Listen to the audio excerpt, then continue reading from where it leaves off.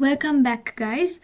Today's video is about demand, but in this video we will be doing 6 questions related to the demand curve.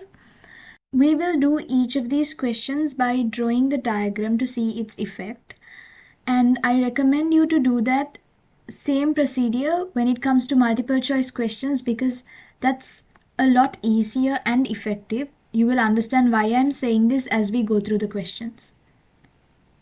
Right. The first question is a decrease in consumer income. Considering the good in question is a normal good. What is a normal good? Normal goods are products that have a positive relationship with income. So if income increase, the demand for normal goods will increase. And if income decrease, the demand for normal goods will decrease. Now what's the other type of good? Let's learn about that as well. The other type is inferior goods. Inferior goods are products that have a negative relationship with income. So here, if income increase,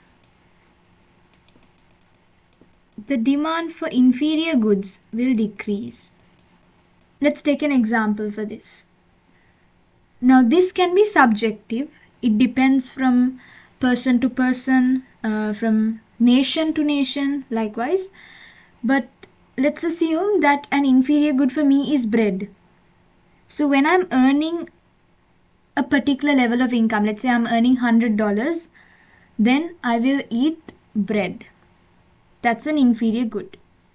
But when my income increased to, let's say $200, then I would spend on something that's more superior.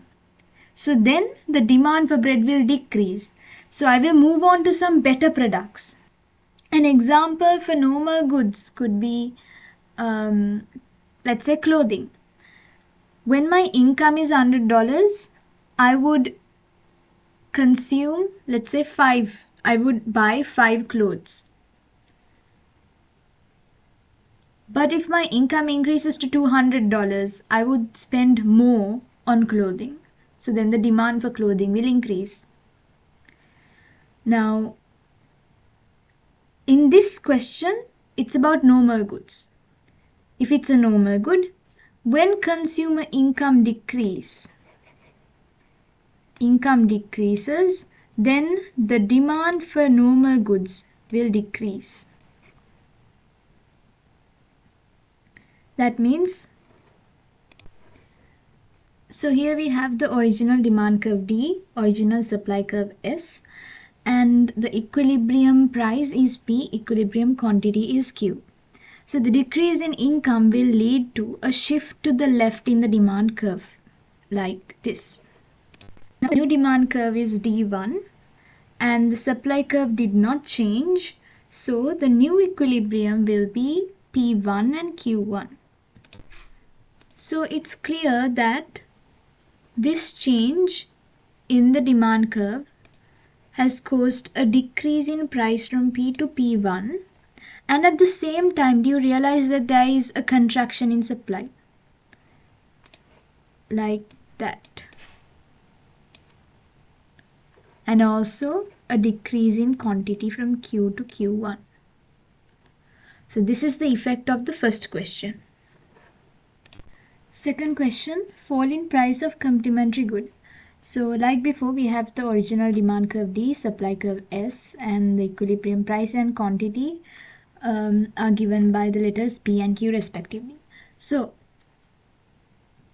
fall in price of complementary goods. What are complementary goods? These are goods that are consumed along with another product, like printers and toner. So when there is a fall in price of printers, then people will buy more printers, which means we need more toner for the printers. So then the demand for toner will increase. So there will be a shift to the right in the demand curve. From D to D1, This increase in demand from D to D1 will lead to an increase in price from P to P1, like this. And also there is an extension in supply as the price increased. The quantity traded will also increase from Q to Q1, like this.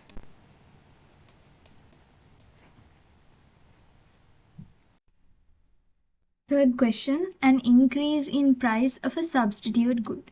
Substitute products are goods that are used in place of another product. Let's say tea and coffee. Now, when let's consider the market for tea.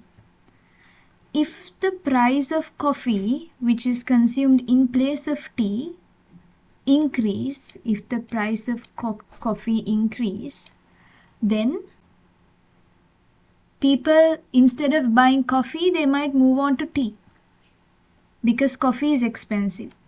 So the demand for tea will increase. Then there is a shift to the right in the demand curve for tea. So the new demand curve will be D1. There is a shift to the right. This increase in demand will lead to an increase in equilibrium price from P to P1. Also, there is an extension in supply because the increase in price will lead to an increase in quantity supply. There is an extension in supply. Then what will happen to quantity traded? That will also increase from Q to Q1. Like that.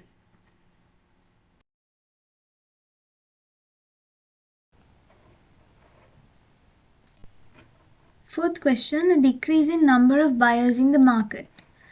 Now this is also, the number of buyers is what we learned as population. What if the population decrease?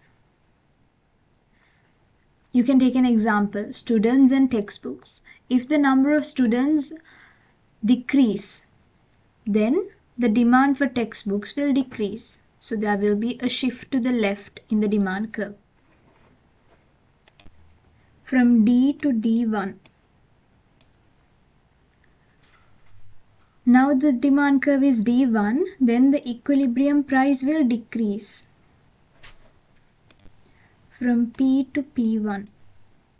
The fall in price will lead to a contraction in supply, and the quantity traded will also decrease from Q to Q1, like this. Question number 5 is a new one.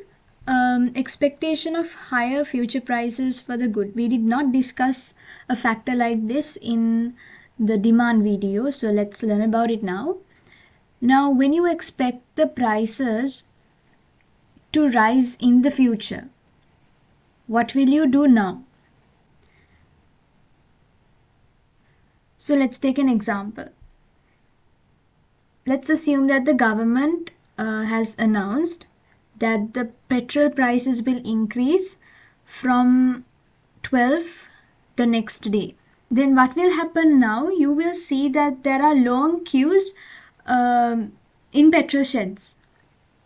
The reason is because vehicle owners will go and fill in their tanks when the prices are low before it is too late.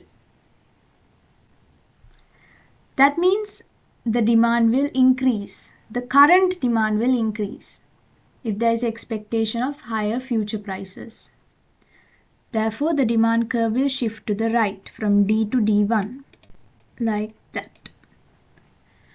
The increase in demand will lead to an increase in equilibrium price from P to P1. At the same time, there is an extension in supply because the price increased. So the quantity traded in the market will also increase from Q to Q1.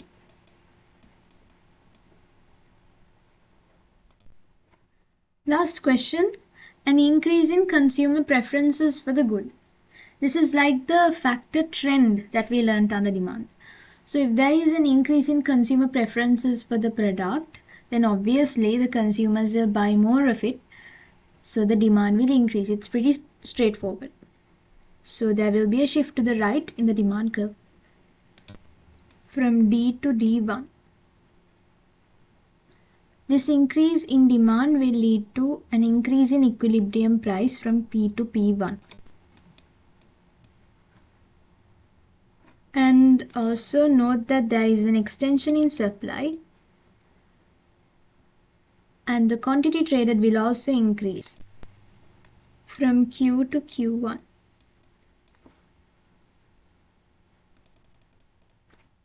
From Q to Q1.